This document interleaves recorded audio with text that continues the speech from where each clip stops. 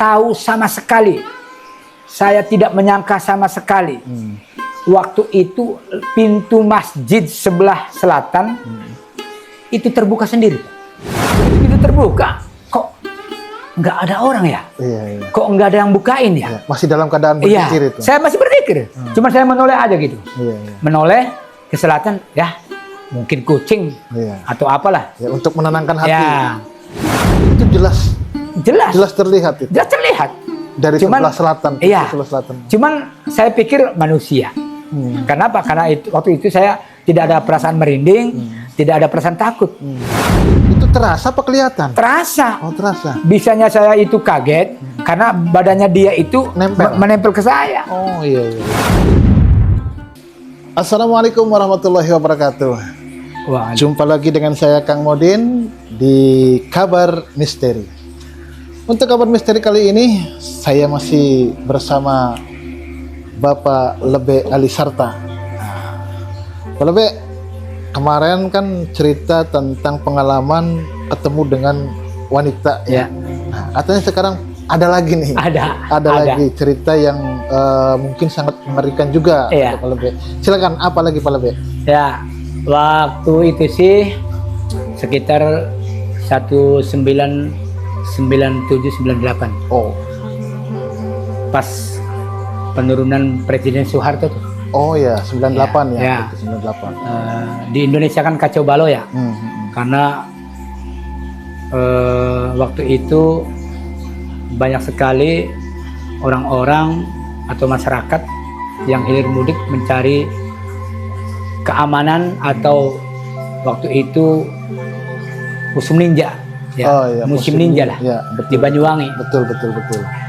Sampai ke Indramayu atau ke Cirebon itu waktu itu kan sekitar tahun 97 lah. Ya, nah pada saat itu Pak Lebe masih usianya berapa?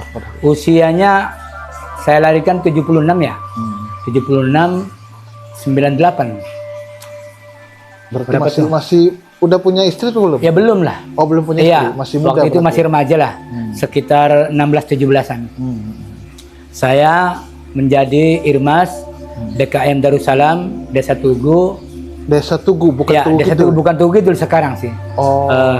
Desa Tugu Darussalam. Saya menjadi Irmas. Waktu itu banyak teman-teman saya yang pergi ke desa lain, yaitu mencari ilmu atau bacaan-bacaan kekebalan tubuh. Karena pada saat itu lagi kacau ya, musim ninja ya. Itu ya. Ya dibilang untuk pagar diri lah, untuk pagar diri. Sehingga banyak teman-teman aku remaja masjid pergi ke sebuah pesantren yang ada di Cirebon, yang ada di Sumedang, Cipicung, ada juga ke Babakan, ada juga ke Kiai Haji Buya Sakur, Cadang Pinggan, ada ke pesantren Buntet waktu itu. Cuman kalau teman-teman saya waktu itu ingin mencari pagar diri atau kekebalan tubuh lah. Kalau saya mah lain. Apa itu? Justru kalau saya ingin mencari amalan-amalan yang disukai wanita. Pengasihan. Ya, pengasihan gitu. Iya. Terus. Sehingga ketika teman-teman saya banyak pergi ke pesantren, saya juga mempunyai inisiatif mau ke pesantren Cipicung, Sumedang.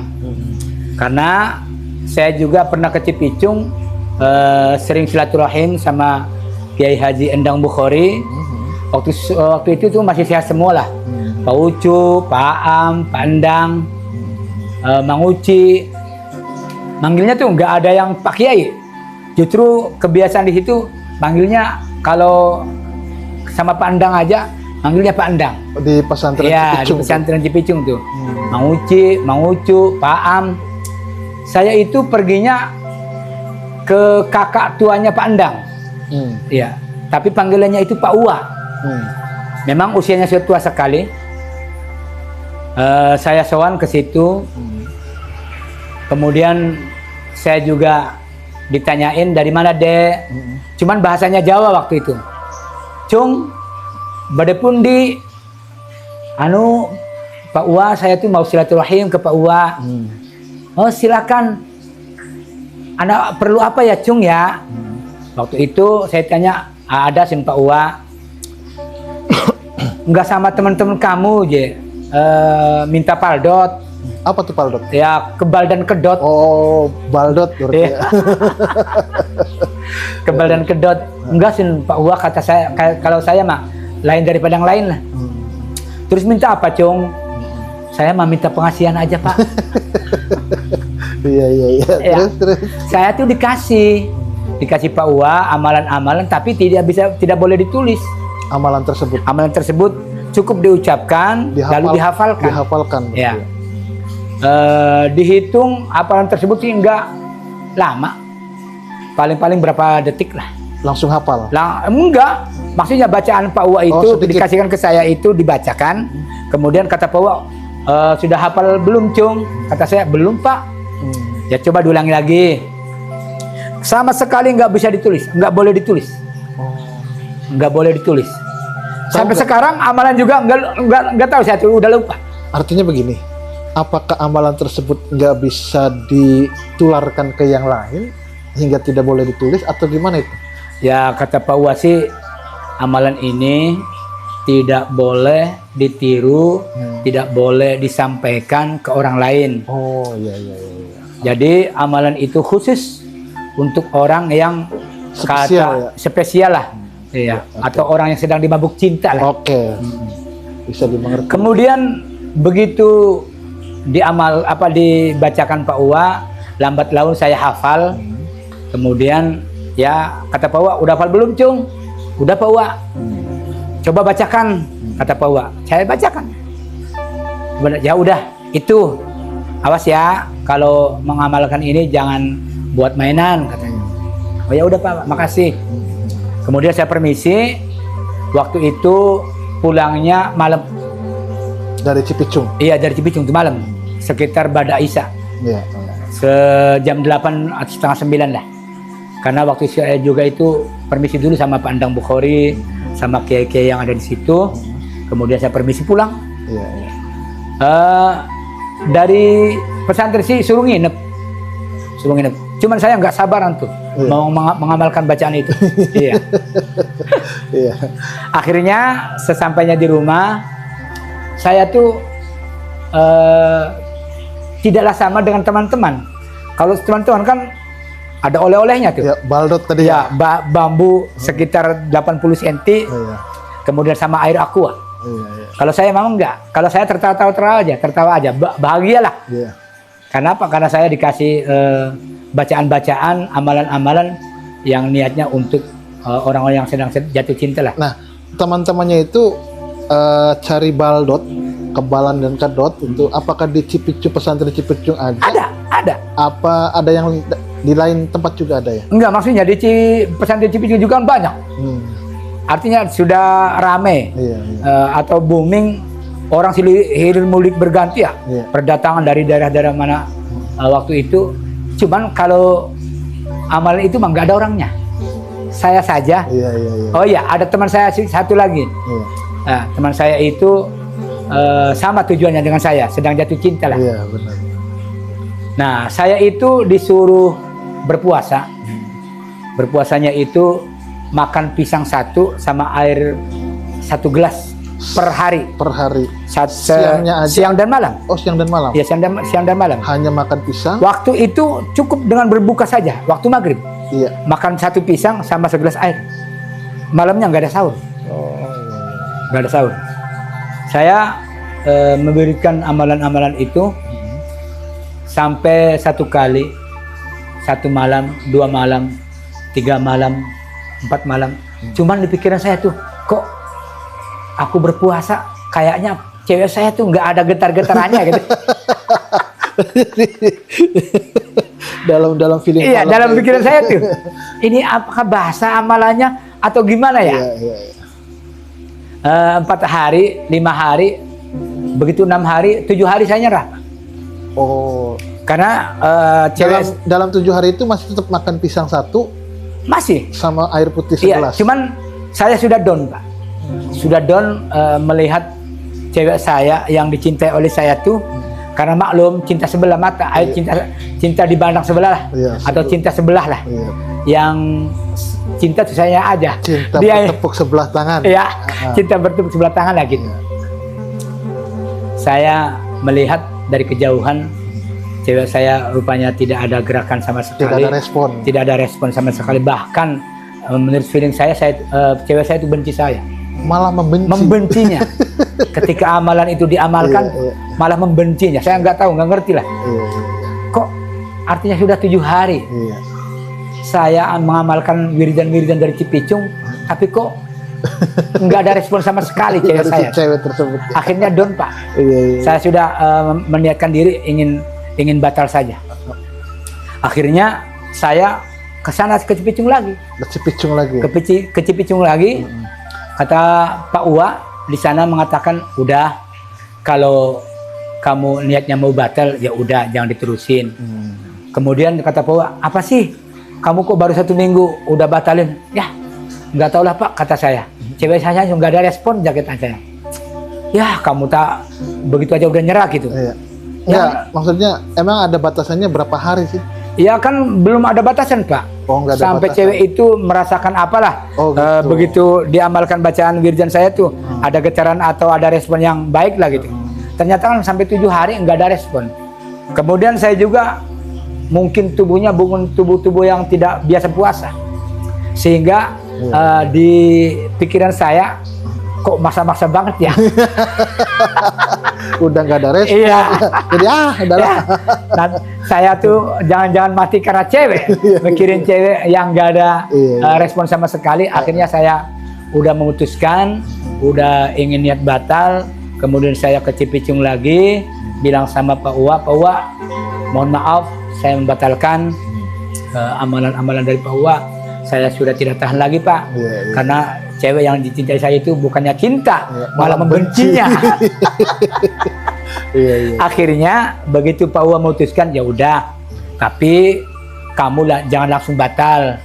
Nanti malam terakhir setelah pulang dari sini, kamu harus pati geni, kata Pak Uwa.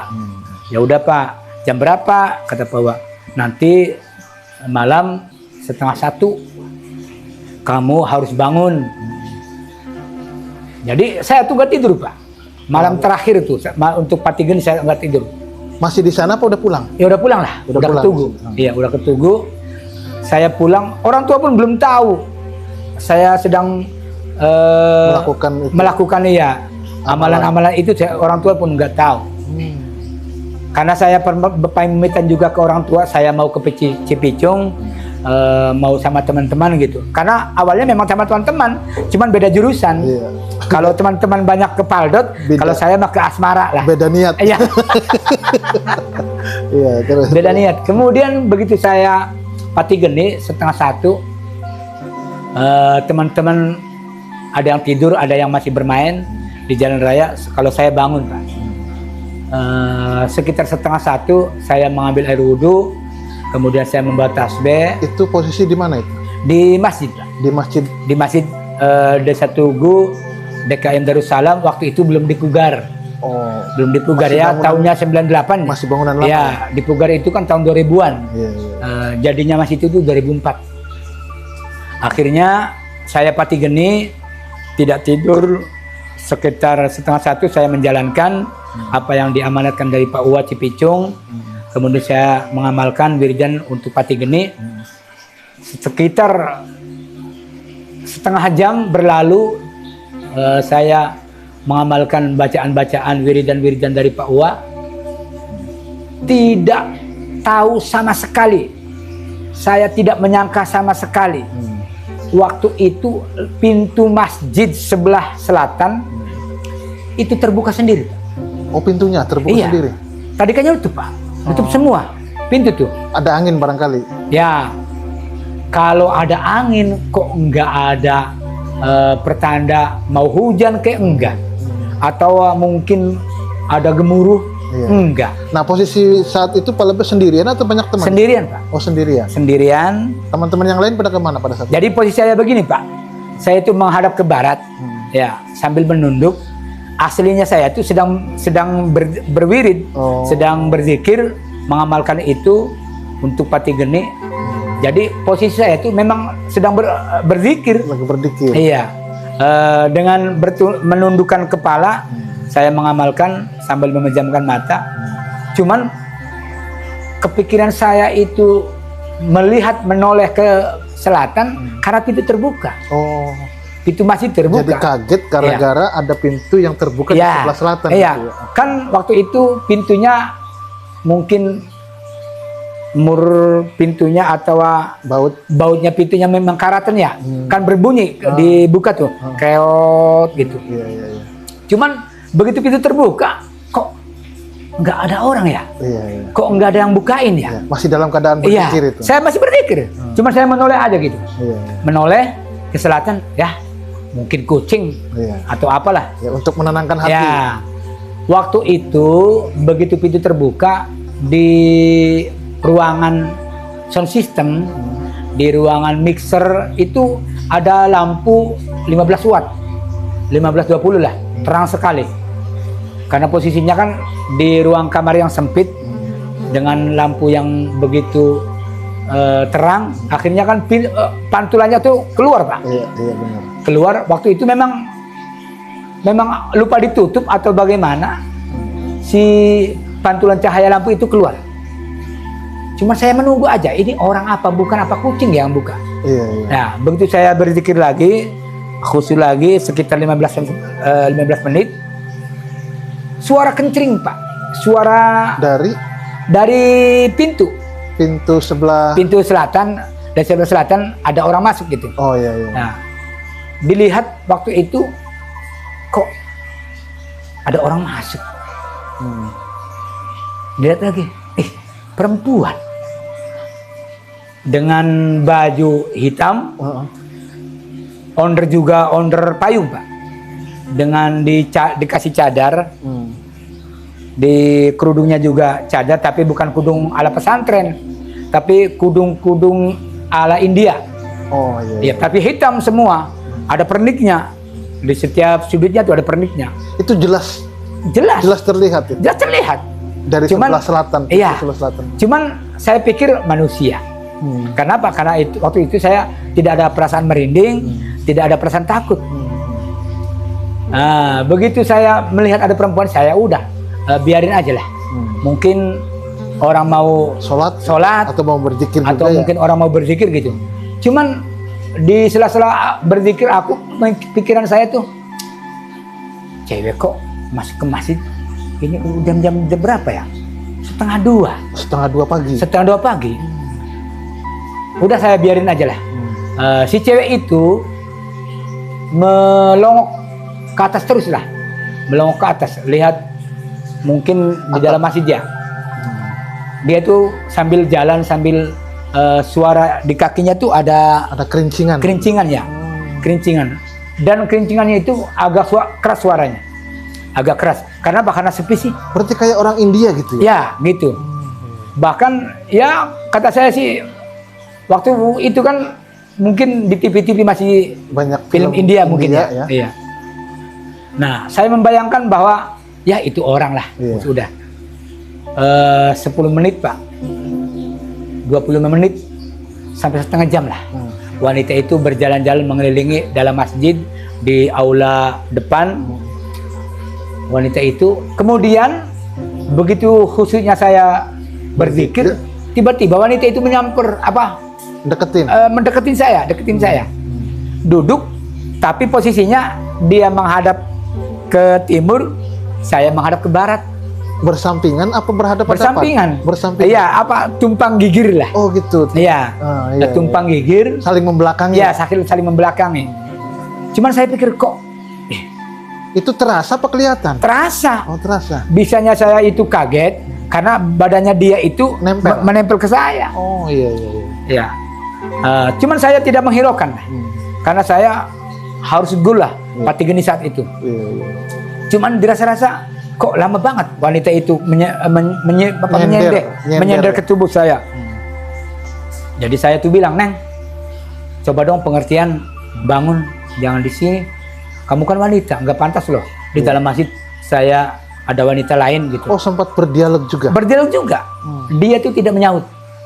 Oh, ditanya begitu. Ditanya begitu, tidak saja. ngomong apa-apa. Nggak ngomong sama sekali. 5 menit, 10 menit saya bilang lagi, Neng, kamu tuh denger nggak? Ini tuh dalam masjid. Cepat kamu keluar, kata saya. Kata saya.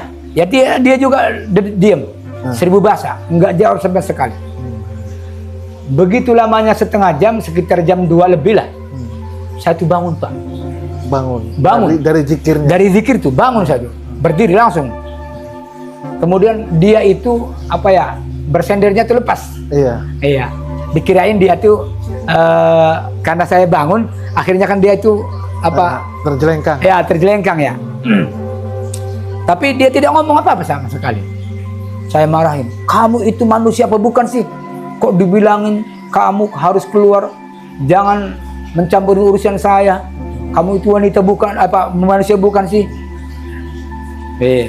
Begitu dia dimarahin, dia juga bangun, Pak. Begitu dia bangun, saya duduk lagi. Nah, bangunnya dia itu kemana? Hah? Bangunnya dia itu kemana? Bangunnya dia itu berdiri aja. Oh, cuman berdiri? Iya. Begitu, tapi perasaan saya itu nggak ada takut, enggak. Karena yang dilihat saya itu manusia. Iya. Begitu saya pikir itu manusia, kemudian saya akan, udah kamu pergi sana, saya mau zikir lagi, kata saya. Dia tuh nggak berangkat, enggak, Pak. Diam aja di situ.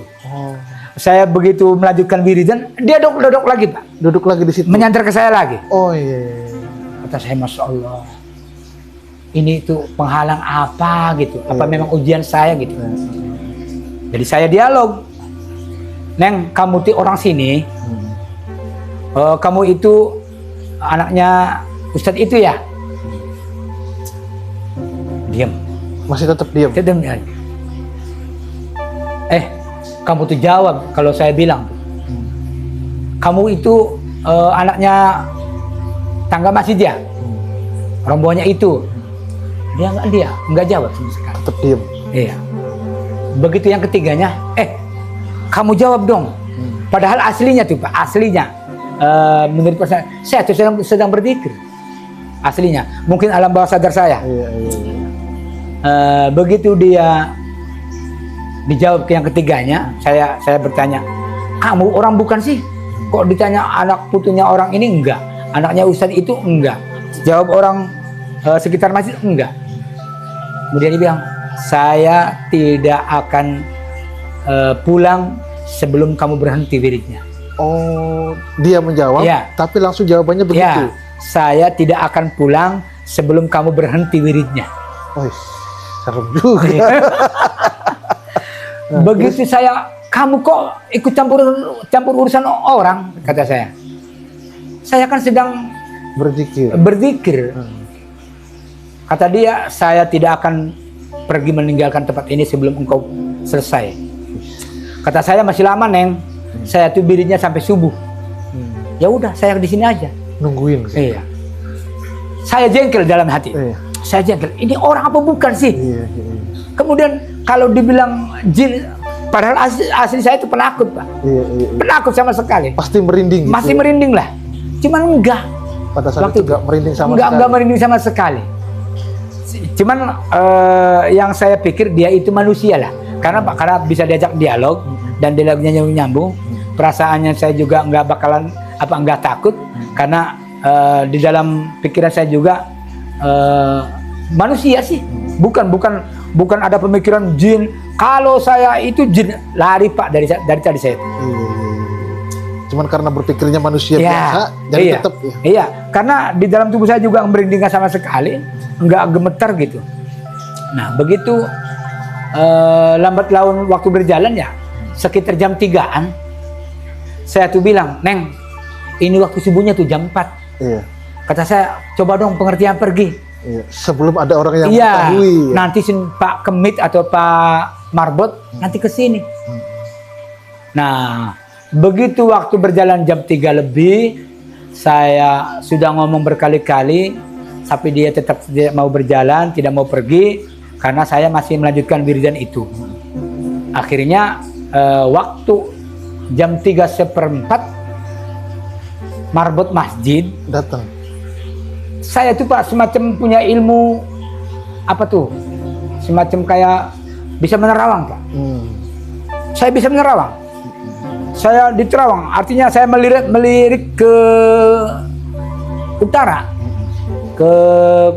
Waktu itu kan marbotnya orang Tajuk Sudi Mampir. Iya. Jadi saya tuh melirik ke barat, ke utara. Ke utara. Saya tuh melihat persis sama sekali. Marbotnya sudah memakai baju. Menyampirkan baju. Dari rumahnya? Dari rumahnya ke Tajuk tuh. Dalam ke Tugu. Dalam angan-angan Pak Lebo. Dalam angan saya. Tapi saya melihat jelas. Pakaiannya itu, pakai celananya itu, kupluknya begini. Dan waktu itu marbotnya itu pakai sepeda. Sepedanya itu, pedalnya itu rusak Pak. Yang satunya benar, yang satunya rusak. Baunya tuh lepas. Jadi kalau diolah itu bunyi kencring, sampai terdengar ke telinga saya. Dia itu berjalan, Neng, cepat pulang dong. Itu marbotnya mau ke sini. Sampai turun ke jalan raya saya pun tahu. Meskipun masih di rumah. Ya? Iya, meskipun di jalan masih. Iya. Neng, cepat dong. Itu marbotnya udah datang ke sini kata saya. Dia sama sekali nggak bergeming. Iya, nggak bergeming lah. Perintah saya tuh. Dia tetap diam di situ. Akhirnya dengan berjalannya waktu 3:30. Sampai dia ke masjid, ke halaman masjid. Siapanya tuh? Ya Pak Marbotnya. Oh sampai datang? Iya sampai 3:30. Dan bener datang? Iya gitu. bener datang. Nggak hanya angan-angan saja? Nggak hanya. Iya. Pas Pak, antara angan-angan saya yakin tuh. Ya mungkin mata batin saya dianugerahi oleh Allah untuk memperlihatkan imajinasinya atau mempunyai indera keenam bahwa saya tuh persis apa yang diangan-angan saya dengan orang yang Pak Marbot pakai. Sama. Pakaiannya sama. Iya, nggak beda sama sekali. Kemudian dia menaruh sepedanya di halaman masjid di pagar besi. Waktu itu dia naruh sepedanya di dalam di pagar besi sampai terdengar lonrang si sepedanya tuh. Neng, cepet dong. Kamu ini bikin kesel saya aja. Iya. Bagaimana nantinya kata Marbot saya lagi berduaan. Lagi berduaan dalam masjid kok. Sama wanita ya. Sama wanita 3:30 lagi. Iya. Tapi dia diam sama sekali. Nah, begitu Pak Marbot masuk ke masjid? Bukan masuk ke masjid. Dia itu merokok dulu. Di luar. Iya, merokok dulu di pagar masjid itu ada teras buat senderan tuh, buat sandaran orang merokok, berbicara gitu. Dia tuh merokok dulu, 1 batang mungkin ya, 1 batang. Begitu waktu menunjukkan jam 4:04, dia masuk ke sound system masjid. Kemudian sebelum posisi itu masih ada wanita itu? Masih ada, karena waktu itu kan dimatikan lampunya. Di aula dalam tuh dimatikan. Begitu dia memejet saklar untuk lampu yang ada di aula masjid, menyala semua 4 lampu.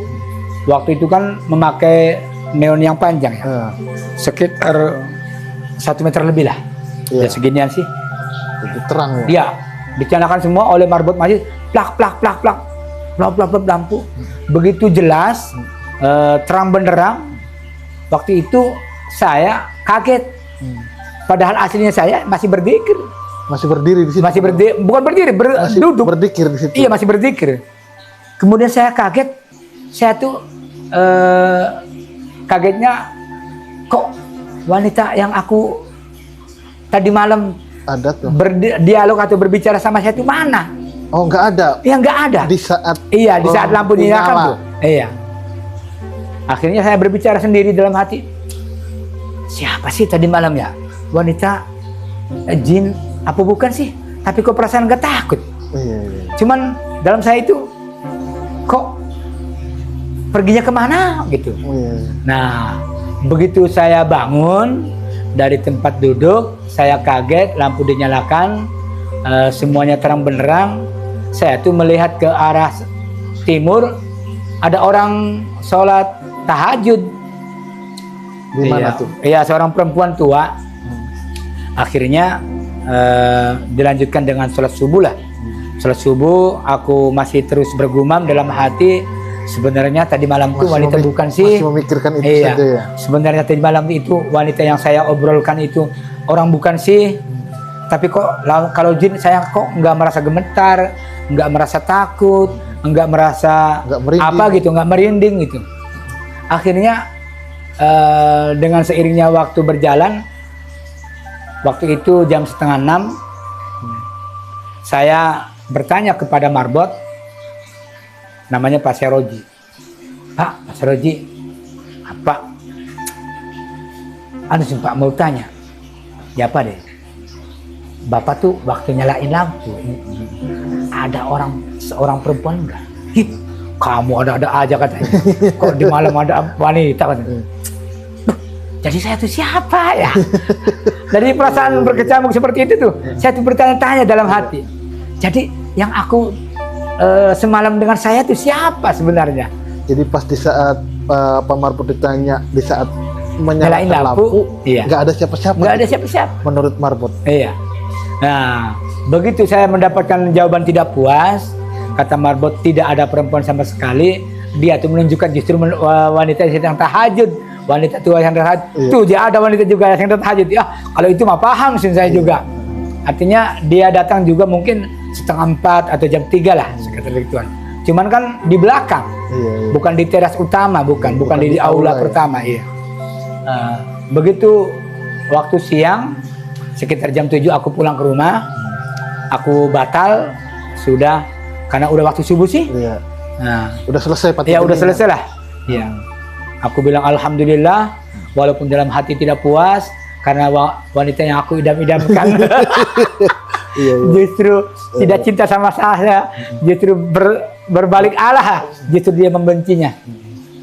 Nah, justru yang kejadian waktu itu saya ngomong sendiri,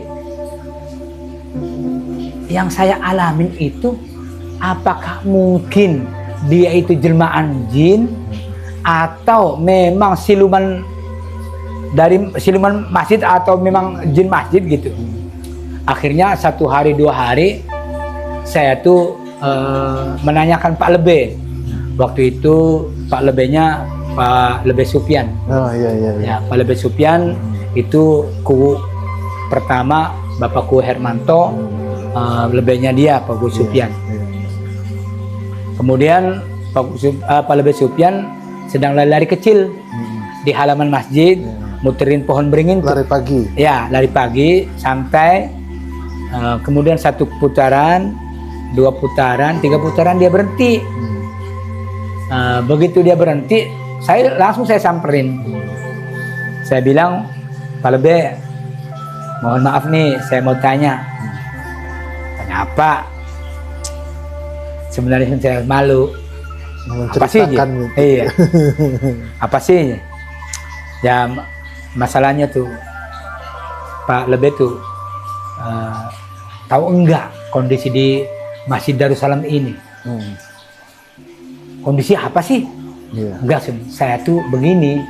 Tadi malam itu, karena bertanya saya kan bukan tadi malamnya, sekitar 1 hari 2 hari 3 harian lah.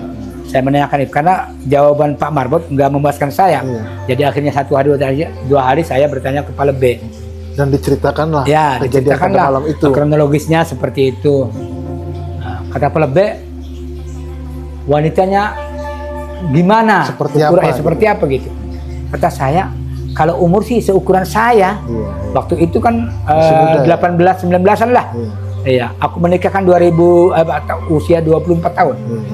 Jadi tahunnya 97, 98, 99 aku punya istri. Jadi sekitar 20-22 lah. Ya mungkin. Jadi kata Pak Lebe, usianya gimana sih ya? Atau seumuran berapa sih? Kata saya, seumuran saya lah. Kemudian dia wanitanya memakai apa? Iya. Kata saya memakai pakaian bukan gamis, tapi semacam orang India, ya kata saya. Bahkan tuh banyak pernak-perniknya. Cuman pakainya hitam semua, sampai muka pun nggak kelihatan karena pakai cadar, kata saya. Langsung aja Pak Lebe merespon pertanyaan saya seperti itu. Itu penunggu jin balai desa. Loh, kata saya, penunggu jin balai desa. Cuman datanya dari selatan, dari pintu selatan, kata saya. Iya, itu datanya dari TK, kata dia. Di waktu itu kan ada TK, Taman Kanak-kanak Kriya Bakti. Di situ kata Pak Lebe, itu tergantung musuhnya, kata Pak Lebe. Kalau musuhnya usianya 50 ya 50, kalau usianya 40 ya 40. Tergantung. Iya. Jadi kata Pak Lebe Supiansi, tergantung musuhnya. Tergantung orang yang ditemuinya, berarti ya. Sampai Pak Lebe Supian itu mempraktekkan, kamunya itu tadi malam tadi di masjid itu diajak ginian enggak, katanya. Kata saya enggak, suruh ngobrol aja. Ya syukurin, kata Pak Lebe. Kamu tuh enggak diajak ginian, katanya. Iya. Enggak diajak hubungan intim, katanya. Aduh, Pak Lebe, memangnya seperti itu? Iya. Artinya banyak sekali korban-korban orang-orang yang mungkin bermimpi mengeluarkan sperma, dia itu berhubungan intim sama ya gadis atau jin balai desa itu. Tapi kalau setelah hubungan intim nggak apa-apa? Karena saya belum melakukan ya. Cuman menurut Pak Lebe sih nggak jadi korban, nggak apa-apa. Nggak apa-apa. Cuman ya setiap orang tidur di balai itu, dia pasti bermimpi dengan wanita itu. Makanya balai itu hati-hati. Cuman terkadang orang tuh nggak tahu. Karena apa? Karena tidak ada tulisan dilarang, enggak. Tapi nggak ngaruh sama sekali. Nggak ngaruh sama sekali. Nah, begitu saya dibilangin Pak Lebe kronologinya seperti itu, ya saya kaget lah. Berarti saya itu kaget. Bukan manusia gitu ya. Saya kaget, saya tercengang. Kok sampai malam-malam sampai subuh gitu, dia tidak menghiraukan dialog saya, sampai saya marahin, sampai saya sewotin. Cuman dia bilang, saya tidak akan pergi sebelum kamu berhenti. Ngeri ya. Iya. Nah, begitu udah selesai jam 7, aku ya tadi melihat cewek saya tidak ada perubahan sama sekali, bahkan dia berbalik arah membenci saya. Nah, begitu saya menanyakan ke Pak Uwa, saya kan cerita kronologi seperti itu. Iya, kejadian waktu di masjid itu. Saya ke sana lagi. Iya. Diceritakan, Pak Uwa, saya tuh ingin tahu lah, apa sih sebenarnya khasiat amalan-amalan tadi tuh. Kata Pak Uwa, dia tertawa kecil lah. Kata dia, kamunya apa sih Dek? Kamunya apa sih Cung? Ya enggak lah Sin Pak Uwa. Kok saya tuh masa bercinta dengan jin, kata saya. Kata Pak Uwa, amalan itu bisa dibilang mahabbah, tapi mahabbahnya selain manusia, jin setan merkayaan juga cinta kepada kamu. Waduh, pantesan pacar saya nggak nyangkut, kata saya. Kok nyangkutnya jin? Kok yang cinta jin bala desa, kata saya.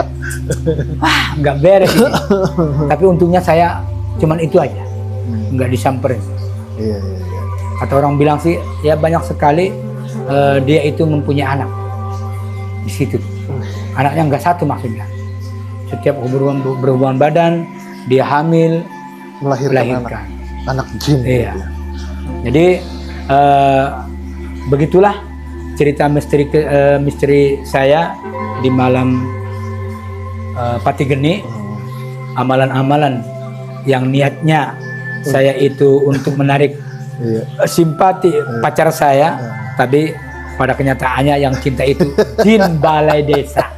Gitu aja Pak Modin ya. Oke, siap Pak Lebe. Terima kasih sudah menceritakan hal yang begitu sangat luar biasa menurut saya ya, karena berdialog langsung Iya. dengan jin. Itu nyata kan? Iya. Nyata. Nyata. Enggak dalam mimpi, Enggak. enggak dalam angan-angan. Iya. Itu nyata. Iya.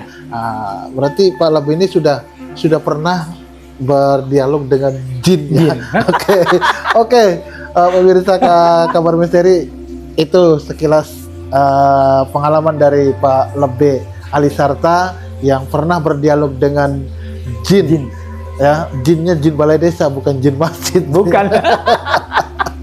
Terima kasih, sampai di sini dulu. Mohon maaf barangkali kurang berkenan. Saya akhiri, wassalamualaikum warahmatullahi wabarakatuh. Waalaikumsalam warahmatullahi wabarakatuh.